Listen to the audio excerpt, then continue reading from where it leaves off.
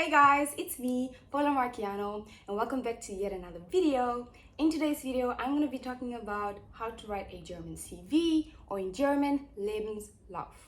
But before I get into the video, I'd just like to say thank you guys so much for 1,000 subscribers. Yes, baby girl, you heard it, 1,000 subscribers.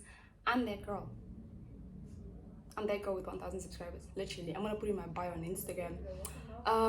We have worked so hard to get here, and I'm just so truly grateful for the support that I've been receiving these past 3 months on YouTube. The growth is immaculate, amazing. Thank you guys so much. But before I blabber too much, let's get into the video. In today's video, as I said in the beginning, I'm going to be talking about how to write a German CV. This is for anybody and everybody that's applying for either a job, Ausbildung, or university. You need a CV when applying for these 3 things in Germany, or in German, Lebenslauf. Your German CV should be between 1 and 2 pages. If you guys see me looking down, I'm actually looking on a piece of paper. I have a script because these YouTube videos, my dad, they're not just freestyle, they're actually scripted. And if you guys hear background sounds, I'm in Düsseldorf, guys. It's a loud city, cars are driving by, people are walking by, talking, so do not mind the background noises. One day I'm gonna have a studio, and I'm gonna shoot my videos in the studio. But yeah, let's get into the video again. Your German CV should be between 1 and 2 pages. It should not be shorter than 1 page, and it should not be longer than 2 pages. I don't actually know what it's like in Namibia because I've never written a CV in Namibia, my dear. So if people have long CVs or short CVs there, I do not know. But here, your CV should include 1 page, no less than 1 page, and no more than 2 pages. And your CV includes, it's divided between 5 and 6 sections. Section 1 is the personal information section. But before you actually start with section 1, your personal information, you need a little picture that you put on the top right corner of your CV, or of the first page of 2 if you guys are going to be having a 2-page CV. If you guys have a lot of amazing information, then that's where you're going to put your professional passport photo that you're going to have there on the top right corner. This picture should be professional. It should not be a selfie. It should not be like a full body picture. It should be like a cut picture where you're just like either still smiling or small smile, but none of those funny things. It should be professional, a good looking photo, no selfies, no filters, no crazy makeup for the ladies, please. That's the first part before actually getting into the whole personal information part of the CV. Now, your personal information includes your name, your surname, and your date of birth. When it comes to the name, please put the name that's on your birth certificate, guys. Put the name that the government and your parents gave you. Put the name that's on your ID, the name that's on your passport. Put your full and real name. If you are called Spuzzy on the streets, please do not put Spuzzy into your CV, okay? Thank you. It should be short and sweet. This is important for your student ID. Your name is important for your student ID when they issue it out for you, when everything works out for you and they accepted you. And it's also important for your work name tag for the people that are applying for a job. Yeah. Another part of your personal information is your address, your phone number, your email address, and of course your nationality. For address, please, if you're not in Germany and you're applying from wherever you are in the world, if it's Namibia, Angola, America, whatever country you're in, please put the address that you are right now. Wherever you are in that moment of doing your CV, please put that address. This is important for them to know that, oh, this person is applying, that it's a foreigner. And also your nationality is important for them to be able to issue out a work visa for you.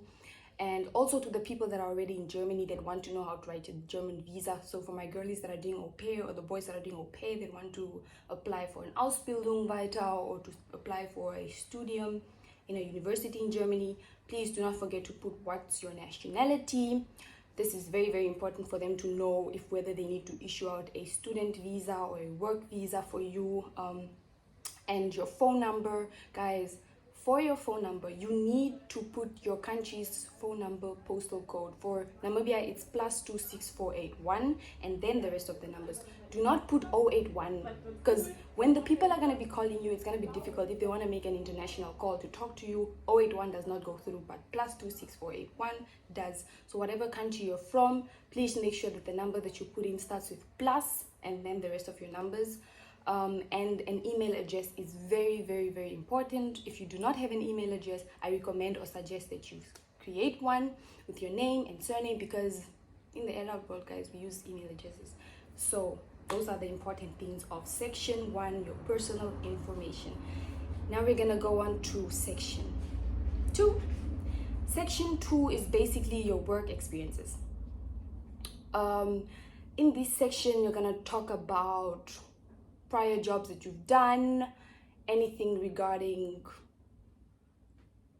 if you're like an adult lady that's 26 that's applying to come to Germany for a job here, for a job offer, so you can talk about what you've done from the age of 18 to 26 as jobs in between, you know. So that's what I mean by work experiences.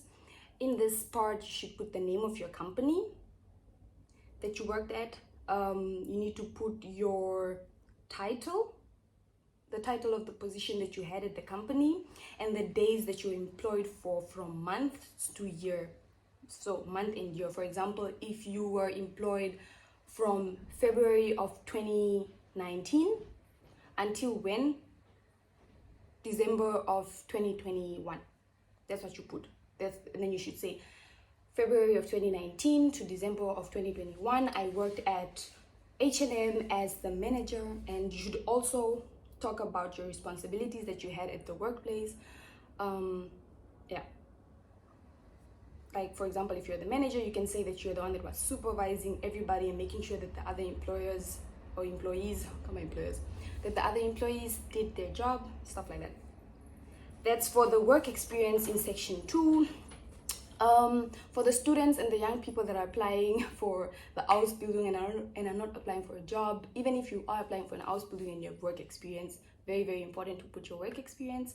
But if you know that you've never had a job before and you're in high school the whole time and you never had a job, you can, it's okay, you don't have to fill in that part of the CV. Instead, if you have ever done any voluntary work, then you can put that in, anything at all. And voluntary work in Germany counts, or something counts as a voluntary job if you did it for 3 months and above.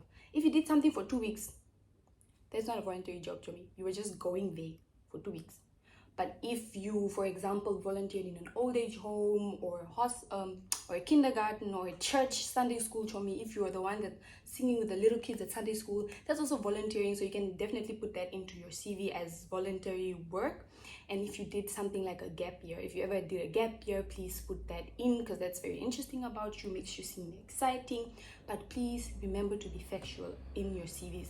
Talk the truth, be honest, be factual. Do not sugarcoat things if you know you didn't. If you do not meet any of these things that I just mentioned when it comes to the work experience, then just skip that section. You know, no one is like, yeah, no, with the work experience, especially if you put your date of birth as 2003 or 2005, then they know, oh, this is a 20-year-old or this is a 18-year-old, they're young, you know, so it's okay.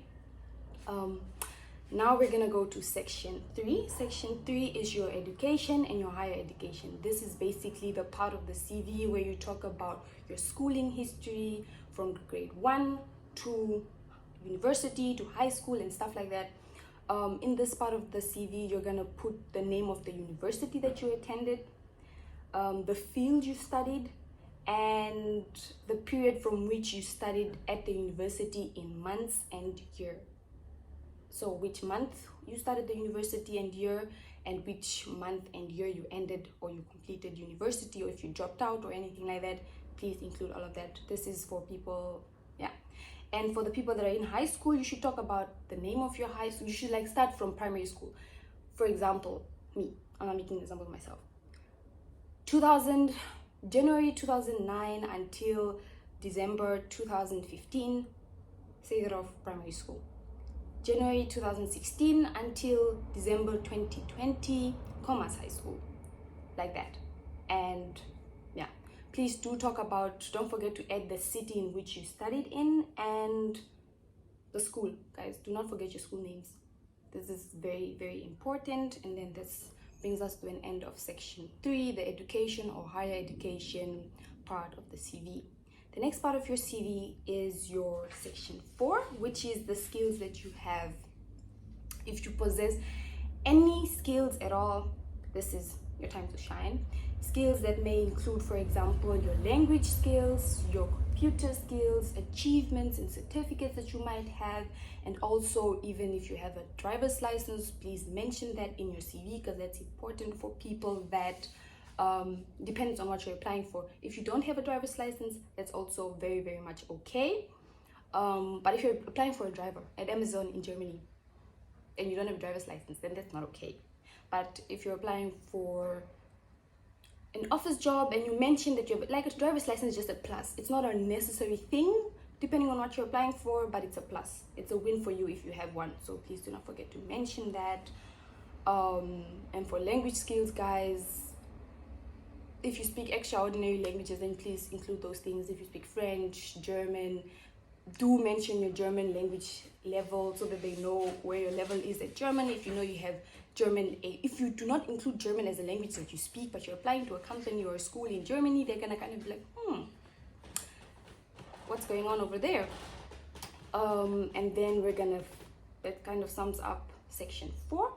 Section 5 is optional. Section 5 is basically the hobbies that you have or that you do. You should talk about your hobbies in the part of the CV. In this part of the CV is where you talk about your hobbies. Guys, please be very factual and honest about the hobbies that you do. For example, you can talk about what you like to do in your free time. Please do not say travel, you like to travel. Like, try and make it unique, you know, like instead of saying travel, you should say that you like to go on road trips, you like to go camping. But these should be things that you actually like to do, that are actually a part of your hobbies. That's why this part of the CV is optional. If you don't have any interesting hobbies, then just skip the part of the CV. You can talk about instruments, if you play any instruments and which instruments. You know, if you like to read, you can talk about, I like to read thriller novels, I like to read Stephen King novels, or mental health books or something, you know. Like, if you like, don't say reading, instead like go deep into details of your hobby, like stuff like that. Just try to be unique and interesting. And if you don't have anything unique and interesting, or if you don't have any hobbies, then you can skip this part of the CV. Section 5, you can skip it. The next section and the final section is section 6. This is a very important part of the CV, which is your signature. You have to put your signature underneath your CV when you're done, when you've accumulated all the information that you've needed. Then you have to sign. Chef's kiss. You have to sign it. And this is very important for German CVs, guys. Like, I don't know if it's important for other countries' CVs as well, because, guys, as I said before, I've never really written a CV except when I was applying for au pair, but I also put my signature under there and stuff like that. But basically, that's all the information that you guys need to know on how to write a German CV, what should be on the German CV. Let's do a quick recap. The CV should be no less than 1 page and no more than 2 pages. It's between 5 and 6 sections. The sections are: section 1, your personal information; section 2, your address.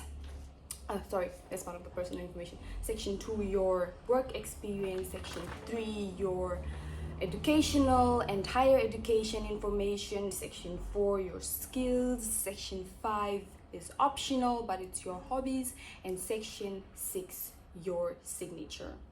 If you guys have any questions, anything regarding the CV, please ask. Do not forget to really pay attention to all the information that I've said. I feel like I've covered everything, but if I've missed anything and you still do not understand something, do ask me in the comment section. I'll make sure to answer you, or you can contact me on Instagram at Paula Marchiano or Paula_Marchiano on Instagram. But please like this video, please subscribe to my YouTube channel, please share my link to my YouTube channel. I'm sure there are so many people out there that would like to get the information as well.